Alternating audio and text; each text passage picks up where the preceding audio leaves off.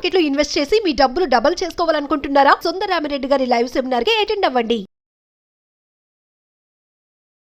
Hi viewers, India's largest digital media network Suman టీవీకి స్వాగతం. ప్రస్తుతం మనతో ఉన్నారండి ఒక సైకాలజిస్ట్ శ్రావ్య గారు అని, వైజాగ్ నుంచి. నేను తనది ఇన్స్టాలో రీల్స్ చూశానండి, చాలా చక్కగా చెప్తారనమాట. సో నాకు అప్పుడు అనిపించింది బోల్డ్ అనే టాపిక్స్ శ్రావ్య గారితో చెయ్యొచ్చు అని చెప్పి నేను ఇన్స్టాలో పాపం మెసేజ్ చేసిన వెంటనే రిప్లై ఇచ్చారు. సో అలా అలా కాంటాక్ట్లోకి వచ్చేసారు. ఈరోజు మన ముందుకు వచ్చారు. బోల్డ్ అనే టాపిక్స్ మనం సైకలాజికల్ పరంగా శ్రావ్య గారిని అడిగి తెలుసుకుందాం. నమస్తే శ్రావ్య గారు. నమస్తే రాధా గారు. పిల్లల్ని మనకు ఫస్ట్ ఇంట్లో అల్లరి చేస్తున్నారు, సరిగ్గా చదవలేదు అంటే ఫస్ట్ థాట్ పేరెంట్స్కి ఏమొస్తుంది అంటే హాస్టల్లో వేయాలి. అల్లరి చేసావా, నిన్ను హాస్టల్లో వేస్తాం. తిండి తినలేదా, హాస్టల్లో వేస్తాం. చదువుకోలేదా, హాస్టల్. దేనికైనా హాస్టల్ హాస్టల్. అసలు నిజంగా హాస్టల్లో ఏ ఏజ్లో వేయాలి? కొంతమంది యూకేజీ నుంచి ఫస్ట్ స్టాండర్డ్ నుంచి కూడా హాస్టల్లో వేసే పేరెంట్స్ ఉన్నారు.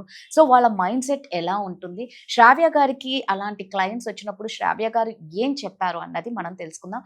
సో శ్రావ్య గారు, ఇప్పుడు నేను అన్నట్లు ఇంట్లో పిల్లలు ఏం చేసినా ఒకటే పేరెంట్స్ అనమాట, హాస్టల్లో పడేస్తా. కొన్ని వీడియోస్ మనం చూస్తే పిల్లలు పాపం వాళ్ళ బాధ వర్ణనాతీతం. ఫోన్ చేసి అమ్మ నువ్వు ఫోన్ పెట్టేకే, అమ్మ నువ్వు ఫోన్ పెట్టేకే అని ఎంత బాధపడుతుంటే ఆ వీడియోస్ చూస్తే చాలా బాధేస్తుంది. శ్రావ్య గారు, పేరెంట్స్ ని ఎంత మిస్ అవుతున్నారు. అక్కడ పేరెంట్స్ వచ్చారంటే వీళ్ళు పరిగెట్టుకుంటూ వెళ్ళిపోతూ ఉంటారు. నిజంగా ఏ ఏజ్ లో హాస్టల్లో వేయాలండి?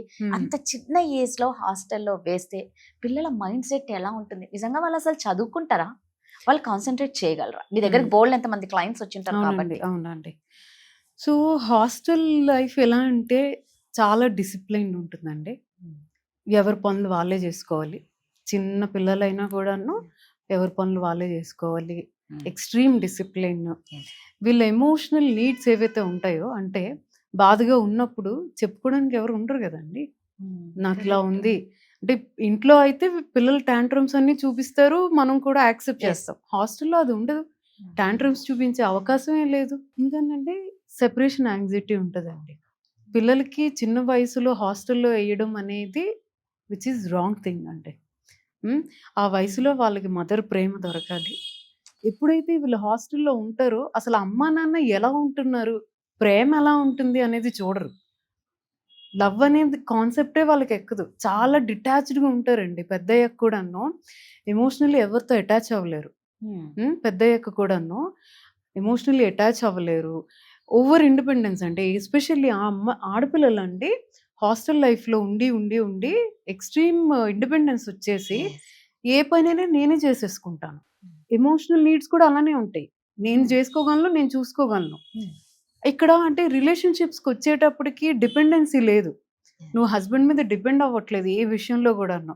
ఇంకా డిటాచ్డ్ స్టైల్ ఉంటుంది. డిటాచ్గా ఉంటారు. వీళ్ళకే ఎమోషనల్ నీడ్స్ ఫుల్ఫిల్ కానప్పుడు వేరే వాళ్ళ ఎమోషన్స్ని వీళ్ళు ఎలా అర్థం చేసుకుంటారండి? వీళ్ళకేం లోపల ఏమవుతుందో తెలియదు. అవును నేను బాధగా ఉన్నాను అని చెప్పుకునే అవకాశం హాస్టల్లో లేదు. ఇది అలవాటు పడిపోతారు. అట్ ద సేమ్ టైం బయట పార్ట్నర్కి కూడా ఇలానే ఉంటారండి. పార్ట్నర్తో కూడా కొంచెం డిటాచ్డ్గా ఉండడం, కనెక్ట్ కాలేకపోవడం. నా దగ్గరికి వచ్చిన క్లయింట్స్ అండి కొంతమంది అమ్మాయిలు చిన్నప్పటి నుండి హాస్టల్లో అంటే I think UKG first standard ఇట్లా వేయడం వల్ల పాపం అమ్మాయిలకండి ఈ సెక్షువల్ అబ్యూస్ రిస్క్ కూడా ఎక్కువ అండి. నాకు ఒక క్లయింట్ తను చెప్పిందండి, when she was 6 or 7 years old అనుకుంటా, వార్డెన్ వచ్చి దాన్ని రాంగ్ టచ్ చేసి అక్కడ ఇక్కడ ముట్టాడు. అది రిపీటెడ్గా జరిగింది అట్లా. ఇలా జరిగినప్పుడు అండి ఆ అమ్మాయికి ఏమైంది తెలుసా? సంవత్సరాలు అమ్మాయి రాత్రులు పడుకోలే. ఎప్పుడు వచ్చి ఎవరు వచ్చి రాంగ్ టచ్ చేస్తారో భయపడుతూ. హైపర్ విజిలెంట్ అండి, దీన్ని PTSD అంటారు. ఎప్పుడు ఎవరు వచ్చి ఏం చేసేస్తారో అనేది ఆ అమ్మాయికి చాలా చిన్న ఏజ్లోనే. సో హాస్టల్లో వేసేటప్పుడు ఇలాంటివి చూసుకోవాలండి. సెక్షువల్ అబ్యూస్ రిస్క్ ఎక్కువగా ఉంటుంది. ఇంకా అబ్బాయిలు కూడా డిటాచ్డ్గా ఉంటారండి. ఎమోషన్స్ ఇప్పుడు మన ఆడవాళ్ళకి ఎలా ఉంటుంది, జస్ట్ మన బాధ వినేస్తే చాలు, నాకు సొల్యూషన్ ఇవ్వద్దు అన్నట్టు ఉంటుంది, మా బాధ వినండి అని. ఎస్పెషల్లీ హస్బెండ్స్ ఎవరైతే హాస్టల్లో గ్రో అవుతారో వీళ్ళకి ఈ ఎమోషనల్ సెన్సిటివిటీ ఉండదు. ఈ సెన్సిటివిటీ తగ్గిపోతుంది హాస్టల్లో ఉండడం వల్ల. అర్థం చేసుకోలేకపోవడం కానీ, వాళ్ళకి చాలా నార్మల్, మేము ఎంతకన్నా టఫ్ లైఫ్ చూసాం కదా అన్నట్టు ఉంటుంది వాళ్ళకి. హ్మ్. మీరు అంటే ఎలా ఉంటదంటే, "నువ్వు అట్‌లీస్ట్ అమ్మ నాన్నల దగ్గర పెరిగావు. మేము అలా కూడా పెరగలేదు" అవును. అన్నట్టు అయిపోతారు వీళ్ళు. అవును. సో, ఆ చిన్న చిన్న నీడ్స్ వైఫ్ చెప్పినవి అవేవి వాళ్ళకి ఎక్కవండి. చాలా డిటాచ్డ్‌గా ఉంటారు. అదే అగైన్ ఇట్ లీడ్స్ టు మళ్ళీ గొడవలు రావడం ఇద్దరి మధ్య. అమ్మాయి అయితే అలాగా డిటాచ్డ్‌గా ఉండడం, ఓవర్‌గా తన మీద తను ఎక్కువగా డిపెండ్ అవ్వడం. అన్నీ నేను చేసుకోగలను, నేను చూసుకోగలను అనేది. అలానే ఎమోషనల్లీ డిటాచ్డ్ కూడా ఉంటారండి. సో, సో, రైట్ ఏజ్ అబ్బాయిల అండి. విషయంలో అయితే మ్యారీడ్ లైఫ్ మీద బాగా ఎఫెక్ట్ యాహ్! అండి. చూపిస్తది. అసలు అబ్బాయిలు, అమ్మాయిలు ఎటు చూపిస్తున్నా అంటే ఎవరైనా కూడా ఇంపాక్ట్ రిలేషన్‌షిప్స్ మీద చూపిస్తుందండి. సో, మరి ఇందాక మీరన్నారు కదా! వార్డెన్ ఇలాగా హ్మ్. బ్యాడ్ టచ్ అని. ఆ పిల్లలు చెప్పుకోగలుగుతారా అండి? కనీసం పేరెంట్స్ కన్నా? ఆ! అంటే ఇలా తను ఉంది అని. అంటే తన కేస్‌లో ఏం జరిగింది అంటే తను చెప్పుకుందండి. ఓకే. ఫాదర్‌కి చెప్పినప్పుడు వాళ్ళు మాట్లాడారు. మాట్లాడి ఆ అమ్మాయిని మళ్ళీ వెళ్లి ఇంకో హాస్టల్‌లో ఏసారండి. మళ్ళా అదే హ్మ్. ఉంటదేమో. అక్కడ కూడా జరిగింది ఆ అమ్మాయికి. ఆ అమ్మాయికి అక్కడ కూడా మళ్ళీ జరిగింది అబ్యూస్. ఓకే. మళ్ళా చెప్తే పేరెంట్స్ రియాక్షన్ ఎలా ఉంటుంది? అంటే ఆల్రెడీ ఒక చోట జరిగింది. ఇంకో చోట ఏసాం. మళ్ళా కూడా జరిగితే అవతల పేరెంట్స్ రియాక్షన్ ఎలా ఉంటదండి? లేదండి. అల్టిమేట్ ఎయిమ్ ఈస్ హాస్టల్‌లో ఏస్తే చదువుకుంటారు వీళ్ళు. మేము రైతులం, చదివిపించుకోలేం. హ్మ్. హాస్టల్‌లో ఏస్తేనే వీళ్ళు బాగుపడతారు అనే మైండ్‌సెట్ ఉన్నప్పుడు, అది కాకపోతే ఇంకొకటి. అబ్బా! తను ఎక్స్‌ట్రీమ్ అండి. ఆ అమ్మాయి మెంటల్ కండిషన్ అయితే రాత్రులు లేచి పరిగెడుతూ ఉంటదండి. బ్యాడ్ డ్రీమ్స్ వస్తుంటాయి ఇలాంటి వాళ్ళకి. ఆ! చిన్నప్పుడే ఎవరికైతే ఇలాంటివి జరుగుతాయో, హ్మ్. ఇట్లా హాస్టల్‌లో గాని, లేకపోతే చిన్నప్పుడు బయట ఇళ్లల్లో కూడా అవుతున్నాయండి. యెస్. హాస్టల్‌లోనే అవును. కాదు. ఇళ్ళల్లో కూడా అవుతుంది. ఇళ్లల్లో కూడా అవుతాయి. ఆ! ఇలాంటి వాళ్ళకి ఏమవుతుంది అనంటే నిద్ర సరిగ్గా పట్టదండి. ఆ! నిద్రలో కళ్ళు కూడాను ఎలా వస్తుందంటే ఏదో డేంజర్ నన్ను వెంటాడుతుంది. యెస్. హ్మ్. పక్క నుంచి ఇట్లా కర్టెన్ మూవ్ అయినా ఎవరో వస్తున్నారు.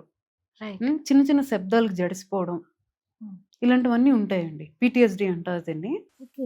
అంటే ఇప్పుడు మీరన్నట్టు నిజమే. ఎందుకంటే నేను చాలా మంది విన్నాను శ్రావ్య హ్మ్. గారు. నిద్రలో భయపడుతూ ఉంటారు. హ్మ్. ఎవరో వెంటాడుతున్నారు, హ్మ్. వేటాడుతున్నారు హ్మ్. అనేసి. ఆడ నుంచి వాళ్ళు బెడ్ మీద నుంచి పరిగెట్టుకుంటూ కూడా వెళ్ళిపోతారు. అవునండి. డోర్ తీసుకొని కూడా వెళ్ళిపోతారు. అవునవును. ఈ అమ్మాయి కేస్‌లో అదయింది. మీరు చూసినట్టు చెప్తున్నారు. అమ్మాయి కేస్‌లో అదే జరిగింది. పాపం ఇక్కడ ఏంటంటే ఈ అమ్మాయి కేస్‌లో హస్బెండ్ కూడా ఎంత బాధపడతాడు. నేను ఇంత బాగా చూస్తున్నా. హ్మ్. హ్మ్. ఏంటిది అన్నట్టుంటుంది గదా! ఇంకా మ్యారేజ్ లైఫ్ కూడాను డిస్టర్బ్ అవుతుంది గదండీ. చాలా. కలిసి పడుకుందాం అనుకుంటారు. రైట్. ఆ అమ్మాయి సేఫ్ ఫీలింగ్ రాట్లేదు ఆ అమ్మాయికి. హ్మ్.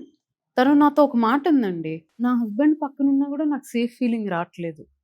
నాకు మగాళ్ళు పక్కన పడుకోవడం నాకు సేఫ్ ఫీలింగ్ రాట్లేదు. ఎంత ఇంపాక్ట్ ఉంటుందండి. చిన్నప్పుడు జరిగిన ఒక సెక్షువల్ అబ్యూజ్ ఆ అమ్మాయి అంత మ్యారేజ్ ఎఫెక్ట్. లైఫ్ మీద ఎంత ఇంపాక్ట్ చేసిందో చూడండి. పిల్లలుంటే పిల్లలు భయపడతారు కదా! తల్లి పిల్ ఇలా బిహేవ్ చేస్తే ఆ! నిద్ర మధ్యలో. తల్లిని చూసి భయపడతారు. రాత్రుళ్ళు కళ్ళు రావడం, అరవడం, పరిగెట్టి పారిపోవడం. యాహ్! హ్మ్. ఇదంతా గూడానండి ఆమె ఎప్పుడైతే చిన్న చిన్న విషయాలకి జడిసిపోతుంటదో, ఇట్లా పక్కనుండి ఏదో మూవ్ అయితుంటే జడవడం, యెస్. చిన్న శబ్దంకి ఈమెకెలాంటి భయాలుంటాయో పిల్లలు అడాప్ట్ చేసుకుంటారండి. అలానే చిన్న చిన్న శబ్దాలకి ఆళ్ళు గూడా భయపడిపోతా ఉంటారు. అడాప్షన్ గదా! పిల్లల బిహేవియర్ మరి చిన్న చిన్న దీనికి ట్రీట్మెంట్ ఉంటుందా అండి? యాహ్! అండి. ట్రీట్మెంట్ ఉంటుందండి పీటీఎస్‌డీ. ఇది ఎర్లీగానే కొంచెం రికగ్నైజ్ చేయడం. హ్మ్. హ్మ్. చేసి కౌన్సెలింగ్ థెరపీ చాలా హెల్ప్ చేస్తుందండి. ఇప్పుడు నేను ఎవరైతే అమ్మాయి చెప్పానో హ్మ్. తను like she is very normal ఇప్పుడు. ఓకే. పడుకుంటుంది ఎస్పెషల్లీ. ఓహ్! ప్రశాంతంగా సూపర్. పడుకుంటున్నానండి నేను చాలా రోజుల తర్వాత అని చెప్పింది తను నాకు. మీరంటుంటే నాకు అనిపిస్తుందండి. కొంతమంది అంటారు అక్కడ అక్కడ అక్కడ ఏమి ఉండదు. ఏముండదు. అక్కడ కూర్చుంది అని భయపడే వాళ్ళని హైపర్ కూడా చూసాను. విజిలెన్స్ అండి. హైపర్ విజిలెన్స్ అంటే ఎప్పుడూను కాన్స్టెంట్‌గా అలర్ట్‌గా ఉంటారు. ఏదో పక్కనుండి ఇట్లా ఎళ్ళేసరికి ఎవరో వెళ్తున్నారు కావాల. నన్నెవరైనా వచ్చి ఏం చేస్తారేమో! అది అంత ఇంపాక్ట్ ఉంటుందండి. నిజంగా ఇవి అనుకుంటాం గానీ చాలా సిల్లీగా ఉంటుంది. హ్మ్. అంటే వాళ్ళ ప్రాబ్లమ్ ఇంట్లో వాళ్ళకి చెప్పేటప్పుడు నవ్వుకుండొచ్చు కానీ, హ్మ్. నవ్వుతుండొచ్చు కానీ దీని ఇంపాక్ట్ చెప్తున్నారు కదా శ్రావ్య గారు, వాళ్ళ పిల్లల మీద కూడా చూపిస్తుందండి. సో, మీకు కూడా ఇలాగా ఎలాంటి సైకలాజికల్‌గా మేము కూడా ఇలా భయపడుతున్నామండి. మాకు ఇలాంటి ప్రాబ్లమ్స్ ఉన్నాయనుకుంటే మాత్రం ఖచ్చితంగా కింద స్క్రోల్ అవుతున్న నెంబర్‌కి శ్రావ్య గారిని కాంటాక్ట్ అవ్వండి. థాంక్ యూ శ్రావ్య గారు. థాంక్ యూ అండి.